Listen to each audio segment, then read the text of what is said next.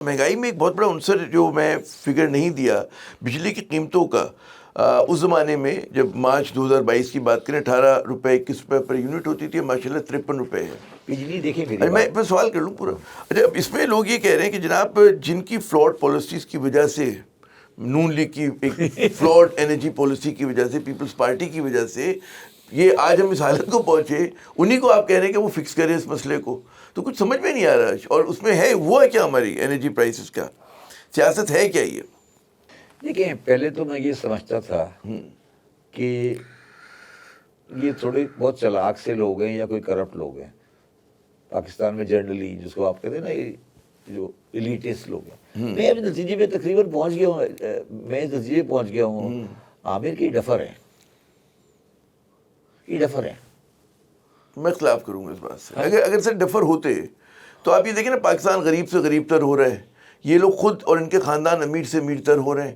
تو یہ بیوقوف لوگوں کا کام نہیں. بیوقوف ہوتا ہے تو اپنے بھی ہاتھ جلا لیتا، وہ خود بھی ڈوب جاتا. تو یہاں صرف ہمارا ملک ڈوب رہا ہے، عوام ڈوبے. ان کے تو مزے آئے ہوئے. جب ساہیوال میں پانچوں گھی میں ان کی. تو میں یہاں پہ تھوڑا ڈس ایگری کرتا ہوں. دیکھیں میری بات سنیں، تو ساہیوال میں کول پاور پلانٹ لگا، سب سے بڑا کرائم ہے. سن لو نا بات سنو تو. یہ ساہیوال میں کول پاور پلانٹ لگا، ٹھیک ہے، شہباز شریف صاحب نے لگایا.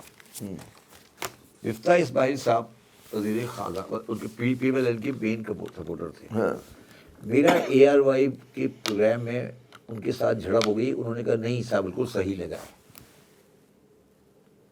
اب میرا ایک سوال ہے آپ سے، کرپٹ شہباز شریف ہے یا مفتاح ہے؟ آپ سے یہ پوچھ رہا ہوں میں. سوال بے ایمان کون ہے؟ کون دو نمبر آدمی ہے جو یوں کر کے سوئچ کرتا ہے؟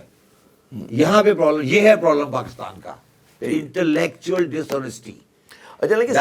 ڈاکٹر حفیظ شیخ مستقل لکھے جا رہے ہیں کہ ان امپلائمنٹ بڑھ رہی ہے، انمپلائمنٹ بڑھ رہی ہے، انمپلائمنٹ بڑھ رہی ہے. ان کی بڑی عزت ہے، اچھی عزت ہے، پڑھے لکھے. حفیظ پاشا صاحب، حفیظ پاشا صاحب سوری، حفیظ شیخ نہیں، حفیظ پاشا صاحب. وہ یہ کیوں نہیں آ کے کہتے ہیں، انٹرویو دیتے کہ حکومت صحیح نہیں چل رہی؟ یہ نہیں کہیں گے کبھی. بزنس ریکارڈر میں آرٹیکل لکھ دیا کہ امپلائمنٹ بڑھ گئی. کوئی اس کا کنکلوژن پڑھ کے دکھا دے مجھے. بھائی آپ نے اتنی لمبی کہانی لکھی نا، اتنی لمبی کہانی لکھی تو آخر میں لکھو this government is not running well. لکھی بھی جملہ بھی تو کمپلیٹ کرو. وہ میں خیال ٹاپک پہ رہتے ہیں نا، پھیلتے نہیں. وہ بات یہ تھی کہ آپ اگر لکھ رہے ہیں ان امپلائمنٹ پہ لکھ رہے ہیں، ہر لوگوں کا لکھنے کا انداز ہوتا ہے نا. سوال ہے نا، لکھنے کا انداز ہوتا ہے. اور اب پاچی صاحب نے کہہ دیتے ہیں، میرے پاس انٹرویوز میں انہوں نے کہا ہے کئی مرتبہ پاؤں رکھے بیٹھے نا. اب تو قبر میں پاؤں رکھے بیٹھے، کس کو منہ دکھانا ہے؟ وزیر تو نہیں بننا دوبارہ اب. ٹھیک ہے، اب سچ بولتے ہیں، کہہ دیں کہ یہ نہیں چل رہا ملک. کہہ دیں نا بادشاہ صاحب، مجھ سے آپ میرے سامنے آ کے بیٹھ جائیں اور کہہ دیں چل رہا ہے. وہ یوں یوں یوں یوں یوں یوں یوں چلے جا رہے ہیں. یوں خبر وہی نکلتی جو آپ بات کر رہے ہیں کہ نہیں چل رہا. اینڈ تو وہی جاتا ہے نا. میں یہ کہہ رہا ہوں یوں یوں یوں کر کے یوں کر کے آ کے انداز گفتگو ہے نا اپنا اپنا. بھائی بعض لوگ فال بول کر آتے ہیں، بعض لوگ اسپن کرتے ہیں. گفتگو نہیں ہے، مگر جو بیچارہ عام آدمی ہے، جو تم جیسا آدمی ہے، جو اکنامکس کی نہیں سمجھتا، وہ بیچارہ تو ایک انگریزی پڑھ کے سائڈ پہ ہو جاتا ہے.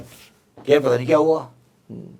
دیکھیے نا، پاشا صاحب کی ذمہ داری نہیں ہے. اچھا کدھر ہے آج کل ارشد صاحب؟ ان کا کیا ویو ہے اس بارے میں، آج کل کے اس مہنگائی کے بارے میں؟